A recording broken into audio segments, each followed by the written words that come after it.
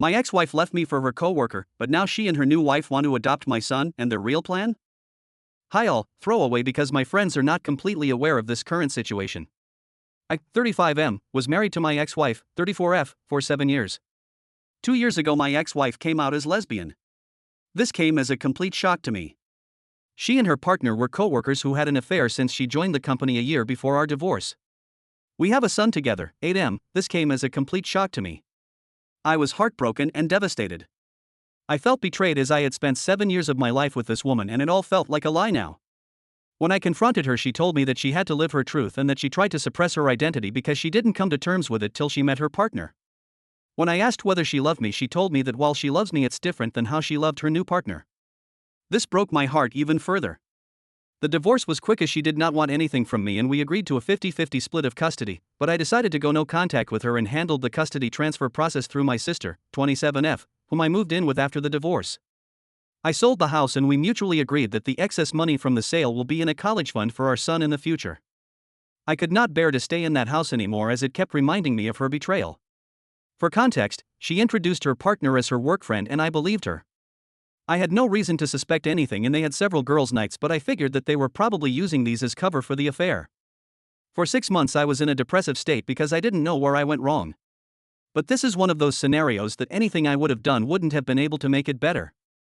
This made me even more depressed, and the fact that all the vows and little things that she said at our wedding were all just lies trying to keep up a ruse made it even worse. The two people that got me through this state was my sister, whom I am eternally grateful for helping with her nephew and helping me while maintaining her career.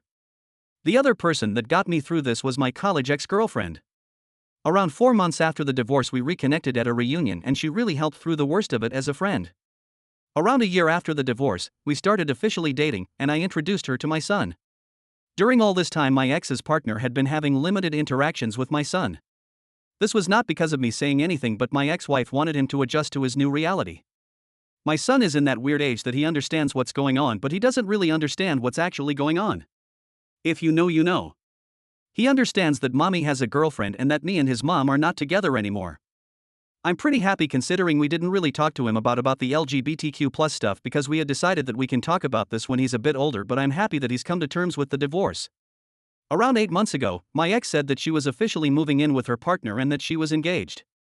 At this point I still was on no contact except brief conversations that concerned our son. She invited me to the wedding but I declined. They were planning to have a destination wedding in Spain where her girlfriend lives.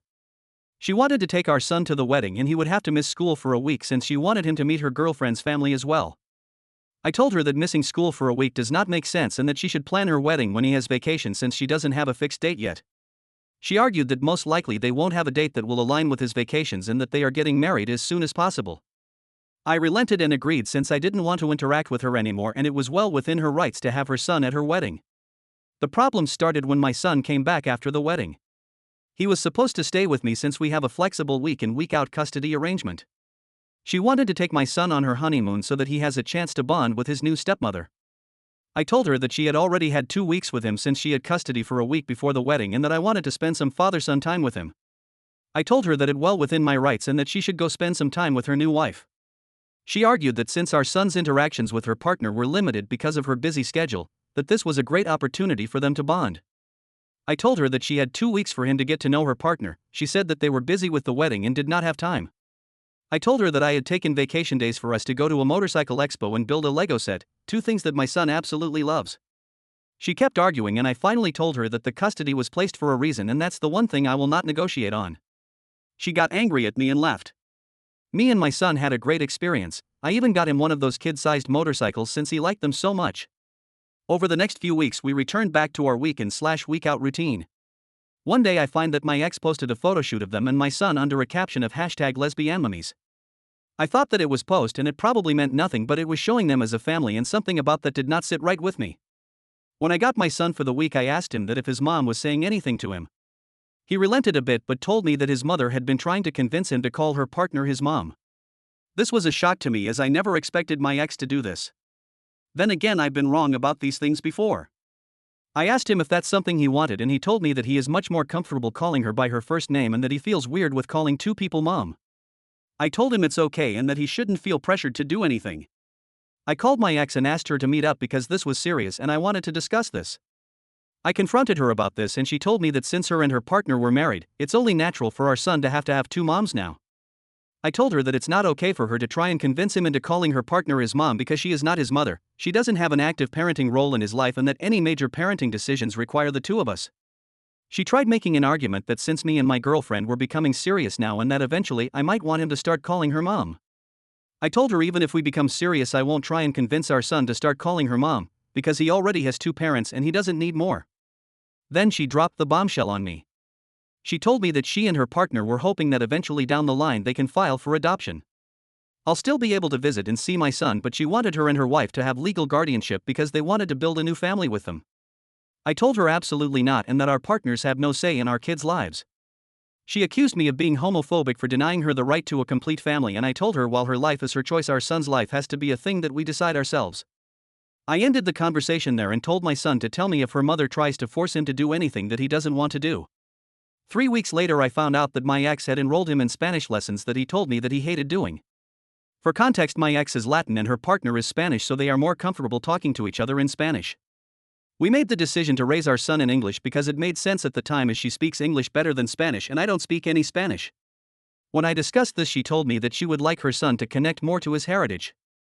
I said that I don't have any problem with that, but we have tried this several times before when we were married and he had shown zero interest in it. She told me that this time might be different since he will have two Spanish speakers at home.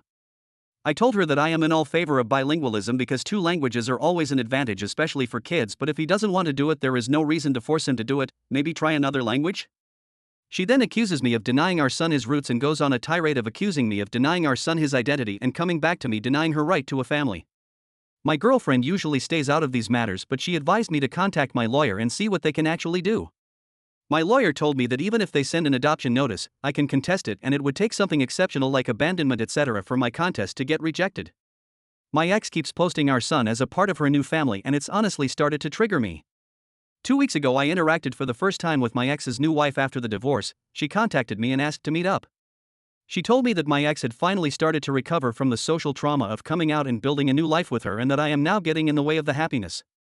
She accused me of being emotionless and uncaring through our divorce and how I guilt-tripped her into agreeing to my demands of 50-50 custody, and how I should just agree to the eventual adoption in a few years because she has always wanted a son and that I will still remain my son's dad and I can still visit him.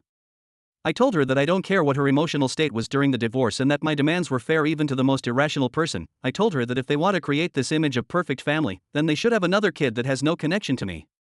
I feel like all this has started to affect my son more than anything. He is a lot less happier than he was just a few months as we had started to adjust to this new reality. For context, since I know this is going to come up eventually, the emotional trauma of my ex coming out is basically the fact that her family effectively disowned her after coming out. Her parents don't talk to her anymore, while my son has plenty of interactions with his maternal grandparents when he's with me. Those two combined make significantly more money than I do alone. However, my ex-wife makes less money than me, but her partner is in a senior position, so she has more stability. This is also an argument my ex-wife used when we discussed adoption, since they can then send our son to a private school and generally give him a better life. I don't know if this is a factor, but the recent elections may have caused this because they are worried that they might not be able to adopt soon, but they don't want to adopt my son now but in a few years, so I doubt this to be true. Update: Hi all, it seems that my draft went missing somehow and I'm sorry for posting a couple of empty blocks. It's been crazy seeing everyone's reactions to the situation and I wanted to share a quick update with you all. First of all, I'd like to clarify that my son and I have been going to therapy since the divorce. He was doing quite well until the whole mom saga happened. My in-laws disowned her after she came out. They were not even aware about the affair when she came out to them. They still spend time with my grandson under the condition that they don't badmouth my ex and don't preach their views to him. They agreed and said that they valued a relationship with their grandson over any political view they might hold. I have been a part of every interaction that they have had with him because I was worried they might say something. Thankfully, this has not been the case. Her extended family has said to me that they have all cut her off as well, some for the affair and some for her being gay. Our mutual friends also cut her off because of the affair. All our mutual friends were my work buddies and their spouses/partners. I did not ask them to do anything, they came to the decision on their own. I was actually glad when she told me that she had made a friend on her own, as she used to complain about not liking her colleagues. We all know how that turned out. I'm pretty sure they're not planning to skip the country. I have all my son's documents and we decided it during the divorce because she was still figuring out where to go, and since I was moving in with my sister, the chances of them getting misplaced were low. I have also had no demands for any documents, and she returned the passport to me when we came back. The whole adoption thing probably stems from the fact that my son has a very close relationship with his mother. The only times he has really complained to me is when she asked him to call her partner mom and that she was making him do Spanish classes that he did not want. We did everything for him equally during our marriage, but I had to travel out of state to my parents frequently during COVID because they were sick with pre-existing conditions and couldn't take care of themselves. My sister was on an assignment abroad at that time. My sister also agreed with this. Please let me know your thoughts. I listened to people and contacted my lawyer, who is also my friend, today morning. He told me the same thing as last time and that it would take something really unusual for the adoption process to go through, like child abandonment. He also said that they a bunch of idiots that have no idea how the law worked. He also told me that if the whole we want to adopt him is a real thing and if she is talking shit about me to my son and I could prove it, I could get custody. This has not been the case, as I've not heard my son say that his mom says bad things about me. This brought me a sigh of relief. I plan to contact my ex today with the following conditions. We both install parenting apps and document all interactions. No more mention to me or my son regarding adoption or calling her partner mom. No more posting images of my son as a part of their perfect queer family, because frankly, I don't want my son photos on the internet when he is so young and he can decide what he wants when he is older. I plan to talk to my ex in a couple of hours. Please let me know what you think about this. Final update, HIL, so I talked to my ex today. She was busy yesterday and I wanted some more time to gather my thoughts. When we met, I put forth my demands. She told me that the parenting app idea seems fine and that she has no problem with it. She got sad when I told her to drop the idea of adoption and calling her partner mom, as it's just not gonna happen. She told me that her family was pressuring her to settle down. I proposed after a year of dating and I did not know this, and getting pregnant so soon after getting married was not what she had in mind. She got pregnant 1.5 years after getting married. Is that soon? Ick. She told me that she was in the closet all her life because of her parents and that she thought marrying me would cause her feelings to subside and that she was happy until she met her partner. She did go through postpartum depression after giving birth, but I did not know that she didn't want to get pregnant so soon. She then told me that they, her wife and her, that the reason they wanted to adopt my son was because she wanted to start new. She then said that she was never really happy during our marriage and that with her new wife she could have the family she always dreamed of having. She didn't want my son to grow up to resent her for being a lesbian, as he doesn't have any exposure to people like her apart from her and her partner. Look, I have to be honest here, I don't know any gay people nor anyone in my friends or family is gay. We never talked about these things because it simply doesn't come up in our daily life, but that doesn't mean me and my son has no idea who they are, especially after the divorce. I told her that this is not going to happen and that he has had a lot of exposure to people from her community. I told her that seems like a bullshit reason for separating my son and me and that she is making up some random reason to make her seem like it is. After some arguing, she told me the real reason why she and her partner want to adopt my son. Reddit is crazy for their prediction abilities, like honestly, wow. Apparently they wanted to adopt my son because her wife and her are considering moving to Spain in few years. I told her that she can't do that and that the legal framework supports me and my rights in both countries. She told me she knew this and that's why they wanted to get me to sign adoption. I told her that she was crazy, that she in no way is able to do this, as she still need my permission to take him out of the country as when she did when they got married in Spain. I also read a comment yesterday on the update and researched a bit on the laws regarding this, so I know this is not happening. She told me again that they have done their research, that this was to see if I would agree. In case I agreed they would consider moving, and in case I don't they won't, because she doesn't want to be separated from my son. I again emphasized that this is not going to happen and that if she tries anything or says anything to my son, I will sue for full custody. She got sad again and told me that they wanted to check with me first. I told her, in what world would you expect me give you and your wife full custody? First you divorce me, leave for me a woman, and then expect me to sign over my child and act like nothing happened. I told her from this point on we will document everything, every interaction we have, and that if I even get a whiff of you trying to pull something I will sue for full custody. She got a bit scared at the idea of losing full custody. She didn't really consider me doing that and she agreed. I then told her not to paint this picture of a picture-perfect queer family that they are trying to do, because that is not going to happen. Our son has a mom and a dad that he spends half his time each with, not two moms. He is not your affair partner's son. He is your son and mine. If you want a child with her, you can do so on your own. I then told her that the courts are more likely to side with me than you in this case because of the thing you have been trying to do and the fact that I work from home and spend more actual time with him than you and your wife. I have been trying for him to have a stable relationship with both parents since the divorce because I don't want him to resent either of us, but if you try to remove me from his life, I will sue for full custody and deal with any resentment he has for either for us. I didn't want to argue anymore and I left the room. I secretly recorded the conversation because I wanted to have proof in case anything happens in the future. Honestly, Reddit, I have been very angry at my ex since the divorce. I have not shown it around her and my son because I don't want her to use this against me in any way and have been going to therapy, but I am still internally angry. The comments she made today about our marriage really hurt me even more. I have spent 7 years with this woman and her betrayal still makes me angry to this day. When I got home, I contacted my lawyer friend and he again reiterated that they would have to kidnap him. I asked him if there was anything else we could do and he said that the current agreement is very thorough. We have made sure of that. If I want full custody or not is up to me, but I have to be sure that I want to put me or my son through the whole process.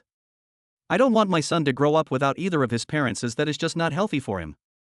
That is why I want Sue for full custody now. If they are stupid enough to kidnap him, I'm sure they are not. Then the law sides with me anyway. I know what position her partner is at their workplace, so I know they are making good money to leave it all behind for no good reason.